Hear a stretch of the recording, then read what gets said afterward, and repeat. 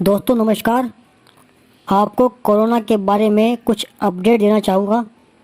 दोस्तों यूपी में रिकॉर्ड तोड़ 4,000 से भी ज़्यादा संक्रमित मिले। जी हाँ, यूपी में रिकॉर्ड तोड़ 4,000 से भी ज़्यादा संक्रमित मिले। योगी आदित्यनाथ जी बोले, अयोध्या में कोविड-19 के प्रोटोकॉल सख्ती से लागू होंगे। देश में अब तक 18,33,000 केस आ चुके हैं। दोस्तों आपको ये पता ही है कि गृह मंत्री अमित शाह को भी कोरोना हो गया है। उन्हें गुड़गांव के मेदांता अस्पताल में भर्ती किया गया है।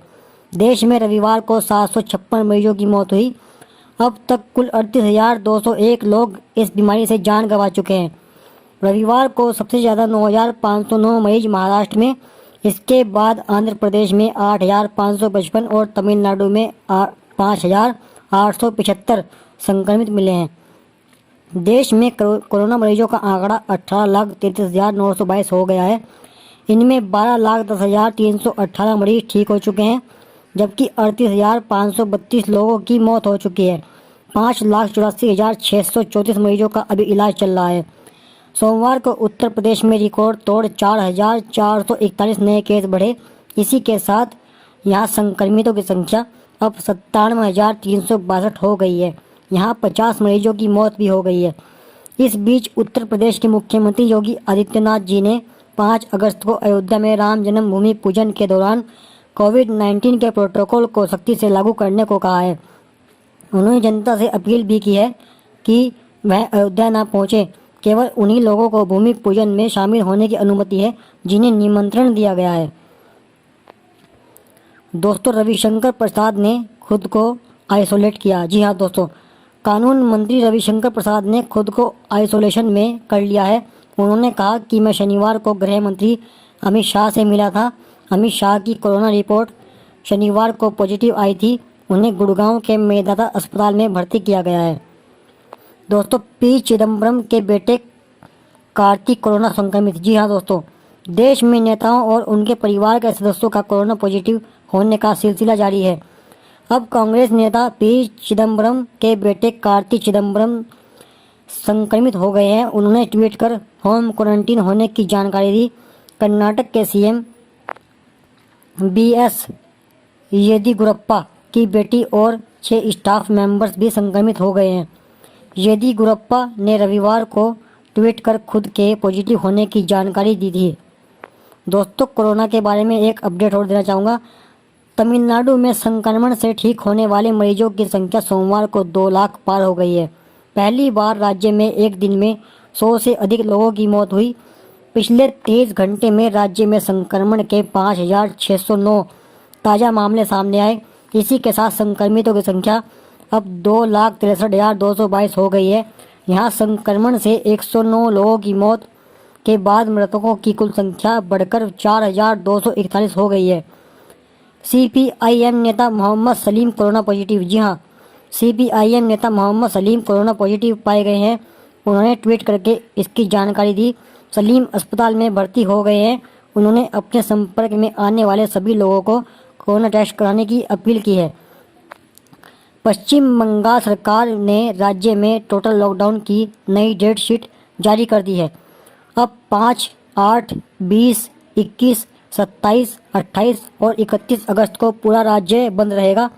राज्य सरकार के इस फैसले पर भाजपा नेताओं ने नाराजगी जताई है। भाजपा ने कहा कि 5 अगस्त को अयोध्या में राम मंदिर भूमि पूजन है, इसलिए राज्य सरकार ने जानबूझकर टोटल लॉकडाउन किया है। सरकार से मांग की है कि ईद की तरह 5 अगस्त के लॉकडाउन को भी अगले दिन शिफ्ट कर दिया जाए।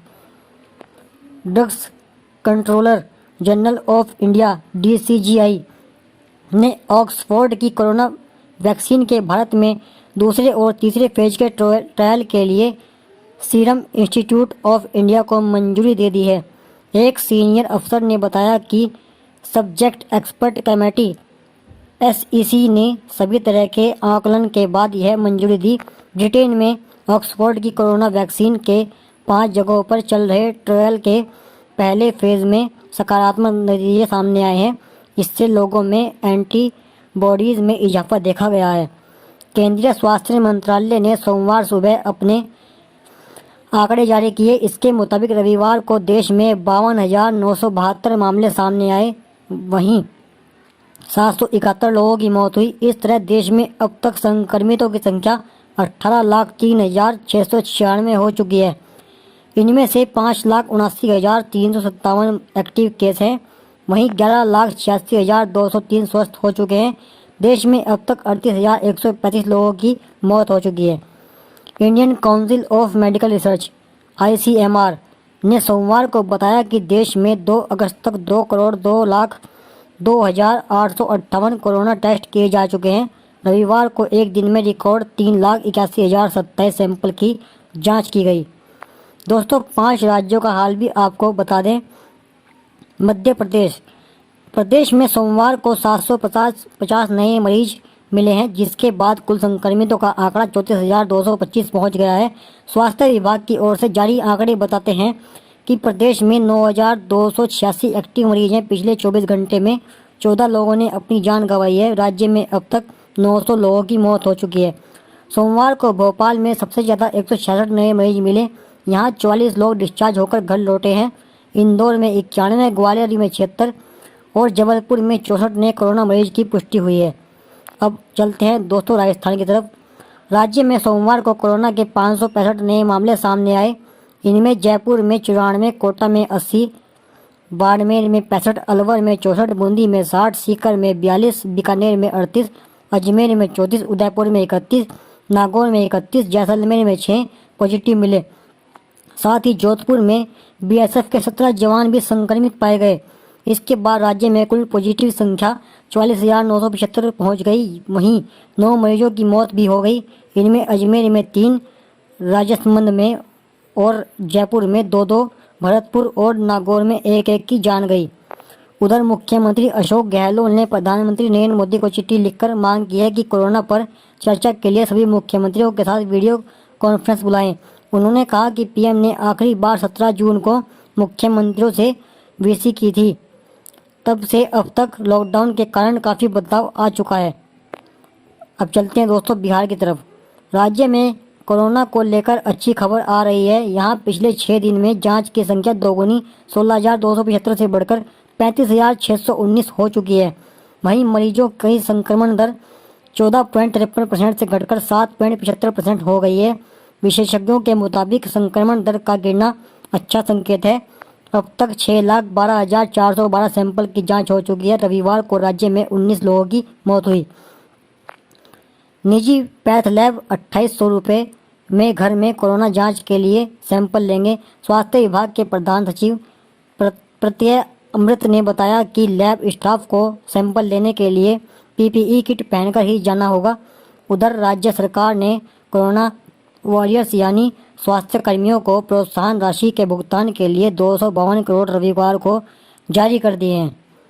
दोस्तों, अब चलते हैं महाराष्ट्र की तरफ। कोरोना संक्रमण के 90,000 से ज़्यादा संक्रमित मरीजों के बीच राज्य सरकार ने पुणे महानगर पालिका के साथ मिलकर 3 जंबो फैसिलिटी बनाने का निर्णय लिया है। इसके लिए पुणे महानगर पालिका को 300 करोड़ रुपए खर्च करने हैं। इस पर भाजपा शासित पुणे महानगर पालिका का कहना है कि उसके पास पैसे नहीं हैं।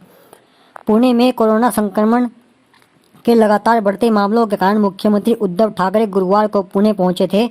उन्होंने अधिकारियों से मुलाकात की। बैठक में तय किया गया कि कोरोना संक्रमण को कम करने के लिए 3 जंबो सेंटर बनाए जाएंगे, जिसके लिए पुणे महानगर पालिका, पुणे पिंपरी महानगर पालिका, PMRDA और राज्य सरकार 300 करोड़ रुपए खर्च करेगी। लेकिन पुणे महानगर पालिका के महापौर ने बताया कि अब उनके पास पैसे नहीं हैं और वे पहले ही काफ़ी रुपए खर्च कर चुके हैं। अब आते हैं दोस्तों उत्तर प्रदेश की तरफ। राज्य में सोमवार को 24 घंटे में 4,473 नए मरीज बढ़े हैं। इसके बाद प्रदेश में कुल संक्रमितों की संख्या 97,362 हो गई है। इस दौरान 50 संक्रमितों की जान भी गई। सबसे ज़्यादा कानपुर नगर में 7 रोगियों की जान गई है। अब तक प्रदेश में 55,393 मरीज ठीक हो चुके हैं। 40,191 एक्टिव केस का इलाज चल रहा है। प्रदेश में 8 जिलों में कोरोना के हालात बेकाबू हैं। सोमवार को सबसे ज़्यादा यही केस मिले हैं। लखनऊ में 507, कानपुर नगर में 415, वाराणसी में 194, गोरखपुर में 186, प्रयागराज में 166, बरेली में 142, आजमगढ़ में 127, बलिया में 108, झांसी में 102 रोगी सामने आए। तो दोस्तों कैसी लगी आपको ये जानकारी, उम्मीद करता हूँ कि आपको ये जानकारी पसंद आई होगी। दोस्तों हमारे चैनल को सब्सक्राइब करें और साथ में घंटे वाले आइकन को भी दबा लें ताकि इस तरह की जानकारी आपको आगे भी मिलती रहे। तो आप